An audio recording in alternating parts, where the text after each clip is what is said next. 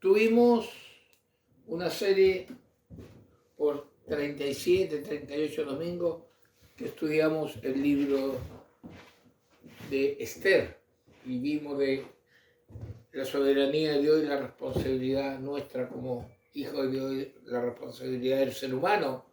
Me gustó ese encabezado porque vamos viendo el avance de los días, ya, falta poquito para fin de año, vamos en la semana 43 y yo quiero que meditemos un poco en el privilegio de contar con la palabra de Dios. ¿Ya? El mes pasado, secularmente, tradicionalmente, se celebró el mes de la Biblia. Este mes se habla de el mes de la Reforma, aunque algunos están más preocupados de Halloween o del día de San Canuto, el día de la iglesia evangélica y protestante, pero tenemos el privilegio de contar con la palabra de Dios. Y el 31 de octubre de 1517 sucede algo. Hay un cambio, un cisma en el catolicismo romano.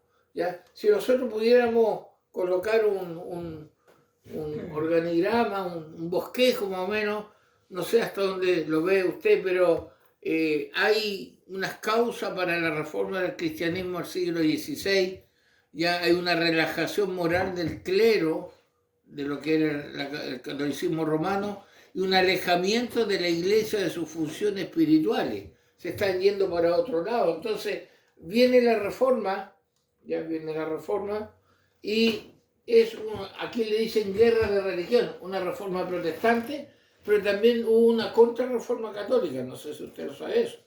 ¿Ya? Nosotros como iglesias, yo siempre digo, somos una iglesia reformada, protestante, histórica y confesional. ¿Ya? Y cuando hablamos de protestantes es porque venimos de este cisma, de esta división que Dios permitió y que tuvo a protagonistas como a Martín Lutero, Juan Calvino, el rey Enrique VIII. Lutero lo relacionan directamente con el protestantismo, Calvino con el puritanismo, movimiento, y Enrique VIII con el anglicanismo. Usted conoce la iglesia anglicana, ¿ya? ¿Cuáles eran los principios de la reforma? Justificación por la fe, el sacerdocio universal, todos los creyentes son sacerdotes, y la autoridad de la Biblia. Tres cosas principales.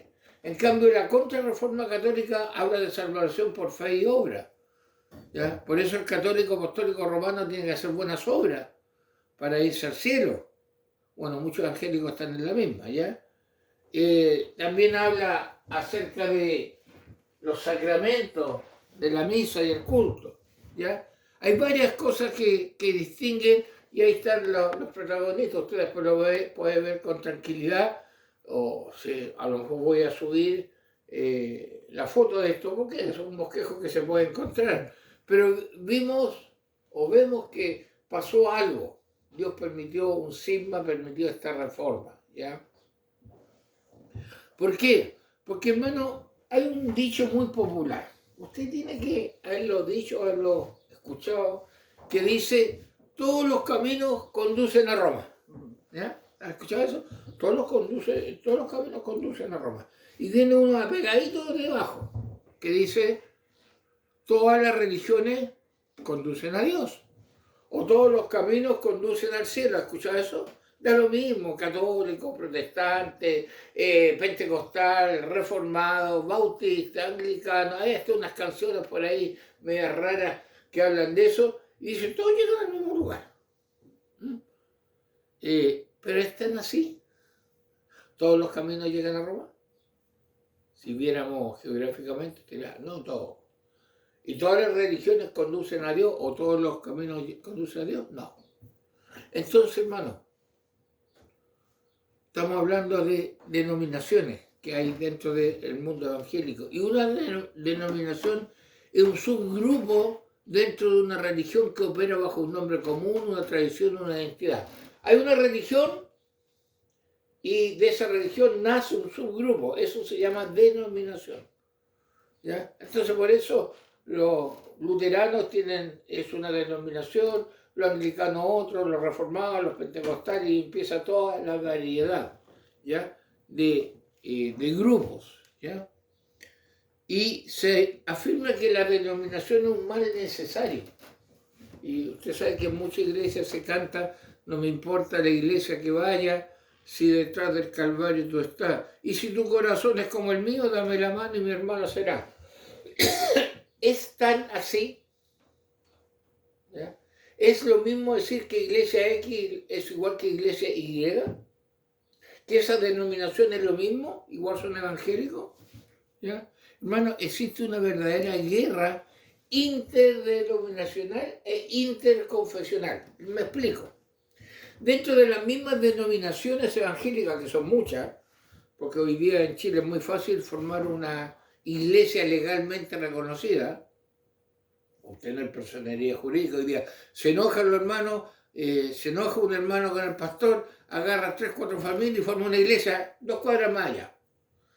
¿Ya? Y él se autodenomina pastor y empieza toda esa arboleda tan grande de personajes que hoy en día va, que algunos después salen en las noticias, dicen pastor hizo tal cosa y nunca en su vida ha sido pastor. ¿Ya? Pero existe una verdadera guerra interdenominacional, pero también interconfesional. ¿Qué significa eso? Pelea entre, por ejemplo, el catolicismo romano y los evangélicos. Yo le cuento a muchos que hace poco estuve yo hablando de mi papá y es una guerra entre la capilla católica y la iglesia evangélica que hay cerca. Oye, ¿supiste que María se hizo evangélica? No, ¿en serio? Uy, y era tan devota de la Virgen. O al revés. Oye, dejó de ser evangélica, volvió a la capilla. Y ahí está la guerra. Es una verdadera guerra. No sé qué sentido tiene si lo importante es que la persona sea llamada por Dios y transformada por Dios. Entonces usted en esos lugares ve católicos, apostólicos, romanos chuecos y ve evangélicos chuecos, porque no hay un cambio de vida. Entonces cuando nosotros miramos eso, existe una verdadera guerra, hay que tener cuidado. ¿Ah? Si tú estás conmigo, eres salvo, si no estás conmigo, no eres salvo, hay que tener mucho cuidado. Entonces, el privilegio, hermanos, que tenemos de contar con la palabra de Dios, le vamos a agregar algo al privilegio como iglesia. La bendición de sustentar la fe reformada. Yo recuerdo que un tiempo atrás hay un amigo que no le gusta que se hable de fe reformada, no se gusta que diga que son, ¿cómo se llama? Que son reformados, dice que no. Bueno, vamos a ver qué pasa con esto. Entonces, cuando uno está mirando, se puede hacer esta pregunta, hermano. ¿Sabes si ustedes le preguntan cuál es la denominación verdadera? ¿Pentecostales? Ellos dicen que es la verdad, el poder de Dios, la unción, las profecías, los sueños, los profetas. ¿Reformados? Ellos dicen que tienen las confesiones, los catecismos, y algunos hasta usan la barba larga para parecer puritanos. ¿Cuál es la denominación verdadera? Hermano, quizás la pregunta más correcta sería, ¿existe la denominación verdadera? Una cosa es que asuman, proclamen y crean ser la verdadera y la otra cosa es que lo sean. Recuerden que estamos hablando de un cisma, estamos hablando de ser reformado, estamos hablando de un suceso histórico que cambió, que purificó la iglesia que se había corrompido, ¿ya? Entonces, hermanos, tenemos que hacer memoria que creerse y asegurar que son la única denominación verdadera es señal de una secta, de un peligro. Yo siempre he dicho, cuando usted está en un grupo y el grupo le dice, si usted no está con nosotros, ¿ah? Usted está perdido, está con una secta. Porque la verdad de Dios no es exclusividad de una denominación.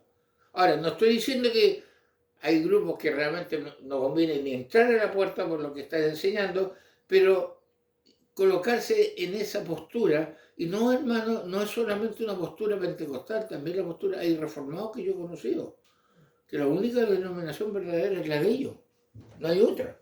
Si usted no nació bajo ese amparo, no tiene su antepasado reformado, no es nada. Son, como yo siempre he dicho, sangre sucia, una mezcla entre humano y brujo, como Harry Potter, ¿ya? Sin embargo, toda organización, hermano, compuesta por seres humanos, es sinónimo de estar compuesta por seres caídos, depravados totales, y eso da como resultado imperfección, problemas, etc. Donde esté el ser humano. Y la iglesia local, la iglesia visible, no está exenta de esta característica. Entonces no podemos tener la denominación de la iglesia perfecta. No existe. No existe. Ahora, hay, podríamos llamarle errores que se pueden subsanar o que se pueden pasar por alto porque no son creencias básicas. ¿Ya? A veces puede ser la liturgia, ¿ya? Hay cosas que... Pero, hermano, no existe realmente la denominación pura y 100% verdadera. Por esto, y para no caer en ese error, mejor hablemos no de una denominación verdadera, sino que hablemos de la fe reformada. ¿Ya? Hablemos de la fe reformada.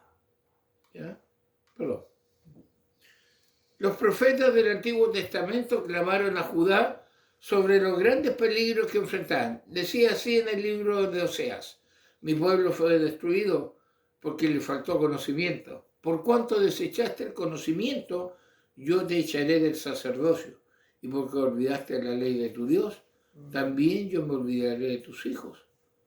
Y Amós advirtió: he aquí vienen días, dice Jehová el Señor, en los cuales enviaré hambre a la tierra, no hambre de pan ni sed de agua, sino de oír la palabra del Señor.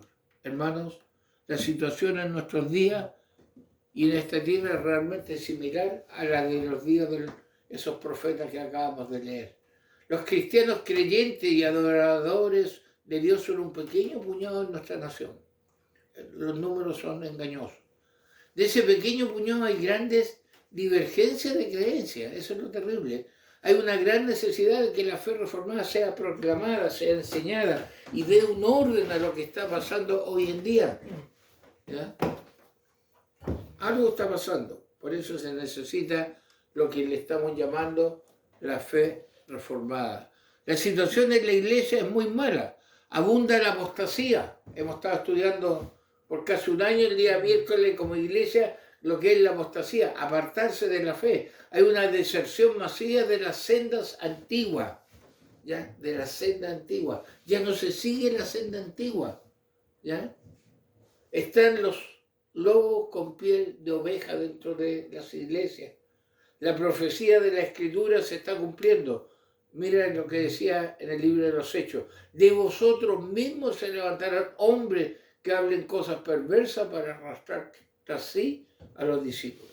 Entonces estamos viviendo esa época, porque Cristo viene muy, pero muy pronto. No están siguiendo la senda antigua, hay lobos con piel de oveja. De nosotros mismos están saliendo los depredadores, los que van a destruir al pueblo de Dios si es posible. Hay una presión creciente, nuevamente, para la unión de toda la iglesia y denominaciones. La doctrina se considera irrelevante, surgen nuevas teologías, las ovejas, al parecer, están a punto de ser devoradas por los lobos voraces. ¿Ya? Hoy en día está, no, unámonos todos, una ley de culto para todos, todos somos uno. Ahí está la oficina interconfesional de la municipalidad. Y eso, hermano, bueno, si es algo social, si nos vamos a reunir toda la población para levantar un muro que por ahí cae el agua, ahí no es necesario que si en Monte, porque estamos hablando de algo social. Pero en cuanto a creencia, hermano, se está jugando con fuego, ¿ya? Debe existir un vínculo, decía un autor, entre todos aquellos que aman la fe reformada y desean todavía la senda antigua. Se debe establecer donde sea posible iglesias que proclamen con valentía las verdades bíblicas. ¿Qué es la fe reformada? No estamos hablando de fe reformada, ¿qué es? Calvinismo, Juan Calvino. Los 5 puntos del calvinismo, y esa es la punta del iceberg. ¿Qué es la fe reformada? Entendamos bien. Primero que nada, aquí fe es el cuerpo de verdad que se establece en la Escritura misma. No es confianza en Dios, sino las creencias. Fe aquí es sinónimo de lo que contiene la Biblia, la palabra de Dios, lo que contiene las verdades del Evangelio, las verdades de la palabra de Dios. Eso es fe acá, ¿ya? Y cuando hablamos de fe reformada, no es como una especie de sustituto de la fe bíblica, sino al revés, se está destacando lo que la Biblia dice, porque equivocadamente algunos dicen, ustedes quieren más las confesiones, los catecismos. No, para nada. La fe reformada no es un sustituto de la fe bíblica, es la fe bíblica, ordenada, ¿ya? Y por reformado nos distinguimos de otros que de una forma u otra se desvían de la fe establecida en la palabra de Dios. Por eso hablamos de reforma. ¿Qué pasó en la reforma? ¿Cómo? Por la fe. Más el justo por la fe vivirá. Pero hermano, muchos evangélicos dicen eso porque están viviendo por obras. Creen que su salvación depende de la obra, no de la fe en Cristo. Entonces ahí hay una diferencia que marca. Y algo importante. Nos aferramos a las verdades de la Escritura. ¿Cómo? Que han sido resumidas sistemáticamente en ¿qué? Los estándares de Westminster, ¿ya? Y en algo que se llama las tres formas de unidad. El catecismo de Heidelberg, que lo estamos leyendo todos los domingos, la confesión de Berga y los cánones de Dort, que en el fondo son los 5 puntos del calvinismo desarrollados, ¿ya? Esa es la fe bíblica ordenada sistemáticamente, nada más. No es que sea una nueva revelación, no es que supere la Escritura. Lamentablemente el ser humano, algunas denominaciones, creen más en el catecismo que en la Biblia misma. El catecismo puede tener errores obvios si lo escribieron seres humanos, seres caídos, y puede ser mal interpretado también. Pero la única o la gran diferencia de la fe reformada es que las verdades están resumidas sistemáticamente, ordenadas. Estos estándares y esta forma de unidad que se llama son la distinción de una iglesia de fe bíblica, de fe reformada.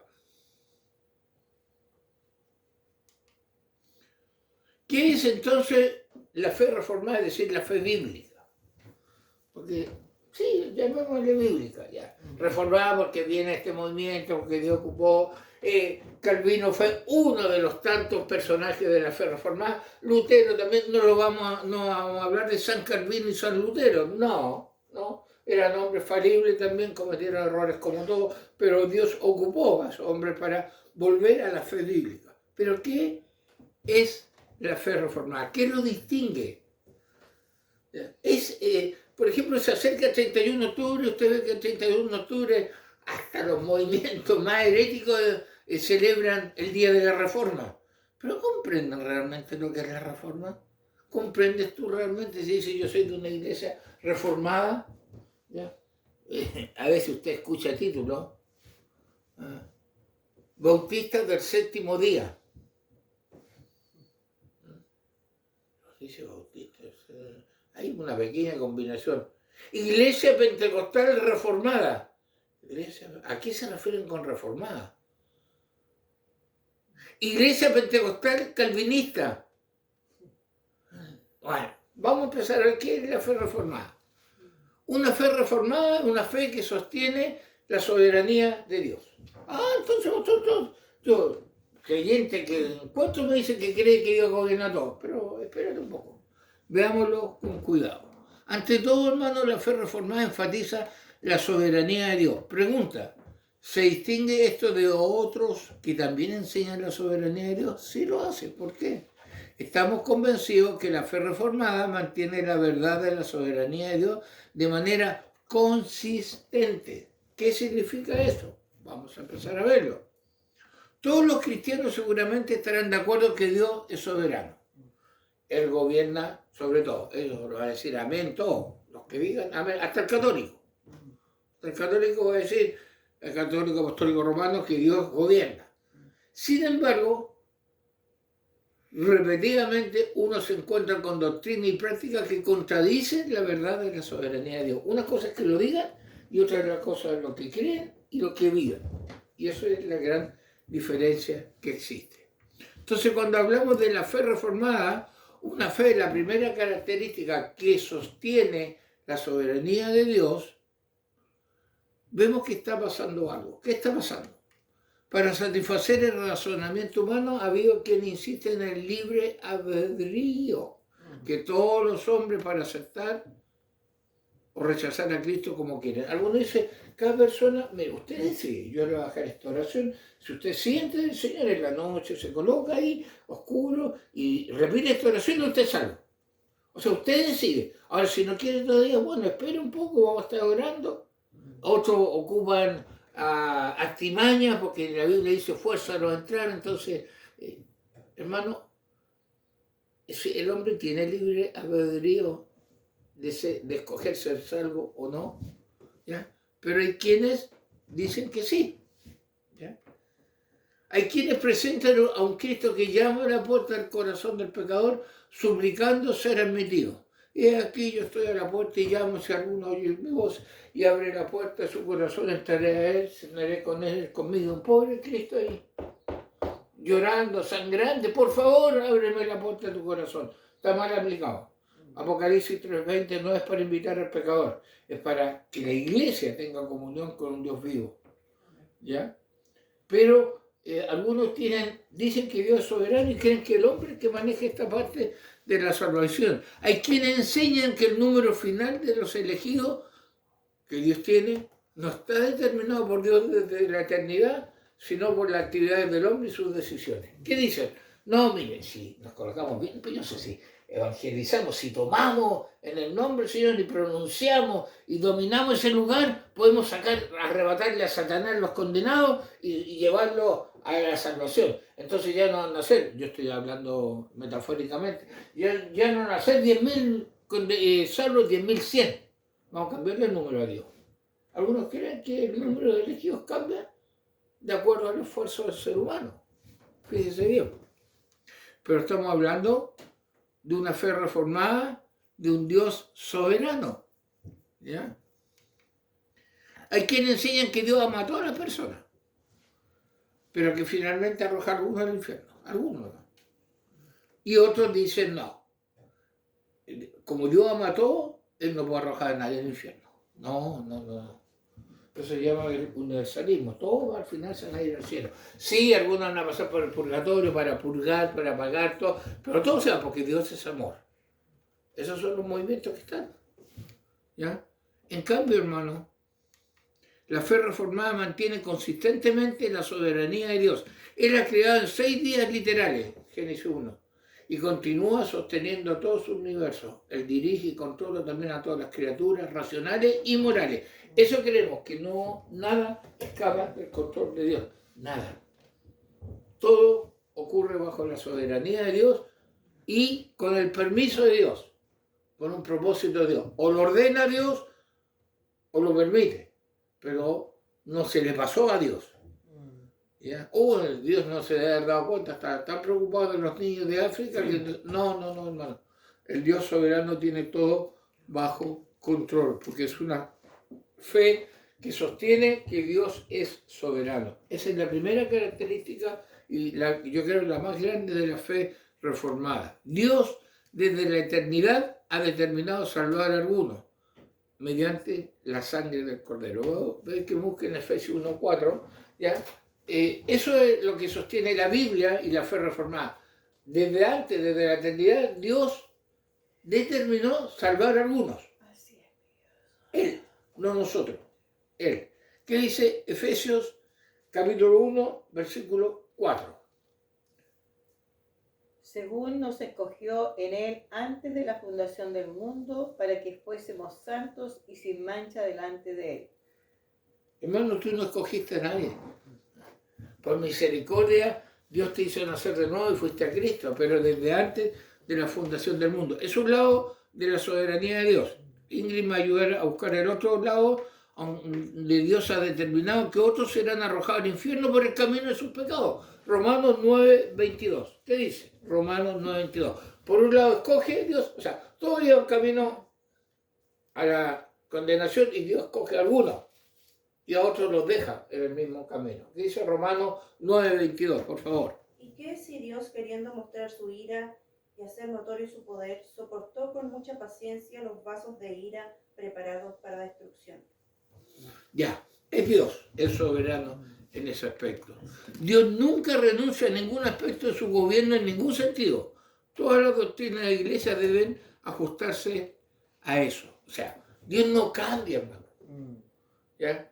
Nosotros enseñamos a los niños el viernes que Dios es un Dios que cumple sus promesas, no miente, no se arrepiente de lo que hace, no cambia los planes. Dios no tiene un plan B, tiene un plan soberano. ¿Ya? La realidad es parte del decreto de Dios, que Dios ya lo tiene determinado. Lo que creo, hermano, debe estar bajo el control de un Dios soberano. Recordar que todo está bajo su control y nada sucede sin su permiso. ¿Ya? ¿Por qué? Porque la fe reformada es una fe que sostiene la soberanía de Dios.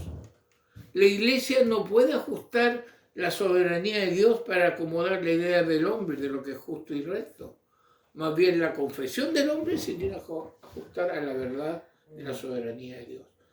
No nosotros estar acomodando lo que creemos. La fe reformada parte de la base de un Dios soberano y de un hombre responsable. Durante 37 semanas estuvimos estudiando el libro de Esther, desarrollando esta temática. ¿Usted lo comprendió? Dios sigue siendo soberano, él ocupó al rey, ocupó tantas cosas, pero el hombre tiene una responsabilidad. Eso no, una cosa no anula a lo otro. ¿Ya? Entonces estamos hablando de una fe que sostiene una soberanía de Dios. La fe reformada es igual a la soberanía de Dios. Si yo creo que Dios nos escoge, que Dios nos llama, que Dios nos sostiene, que Dios decreta la realidad, que nada sucede sin su permiso, estoy siendo una persona de fe reformada, de fe bíblica, de fe verdadera. Entonces, hermano, dejemos claras las cosas. Si un creyente, si una iglesia o una denominación, volvimos a repetir, un creyente, usted conoce a alguien, una iglesia o una denominación, cree en el libre albedrío del hombre para aceptar o rechazar a Cristo como salvador personal o ser salvo, y que la decisión final está en las manos de cada persona. Si usted cree, conoce a alguien así que yo recibo, ya, usted decide por Cristo, que un hombre, una iglesia, una denominación, cree que el hombre puede aceptar o rechazar a Cristo por iniciativa propia, bueno, si es así, entonces algo está pasando. Si un creyente, una iglesia o una denominación cree que hay un Cristo que llama a la puerta del corazón del pecador suplicando ser admitido, como estamos viendo, algunos creen eso, y alma que escuche y mire, Dios llora y corren sus lágrimas de sangre por su rostro para que tú le abras la puerta. Y el pecador dice, no quiero abrirse. Oye, pobre Jesús, ¿ya? Pobre Jesús, que está sufriendo más allá de lo que debería sufrir. Si un creyente, una iglesia o una denominación cree que el número final de los escogidos de Dios no está determinado por Dios desde la eternidad, sino por la actividad del hombre o en manos del hombre, o sea, puedo cambiar el número de salvos. Si un creyente o una denominación cree que todo lo bueno viene de Dios y todo lo malo viene del diablo, porque el creyente se da cuenta de eso, lo malo, Satanás. Lo bueno, Dios. Es como el yin y el yang, más o menos. ¿Ya? Y echa por tierra lo que dice Job 2:10b, donde le dice a la mujer, recibiré de Dios lo bueno y no lo malo. Y hay otros versículos que también, pero hay creyentes, denominaciones, iglesias que creen que todo lo bueno es de Dios y todo lo malo viene del diablo. Y si una iglesia o un creyente cree y asegura que si cree y declara cambiará la realidad ya determinada por Dios desde la eternidad, hermano, proclama, declara que no va a pasar y decláralo. ¿Ya? Declaro. Como un caso que conozco, no, si a mí Dios me sanó, lo operaron de cáncer, le sacaron un riñón, dice que ahora tiene los 2 riñones y que está sano, hipertenso y diabético. Veamos, pues dije yo. ¡Pum!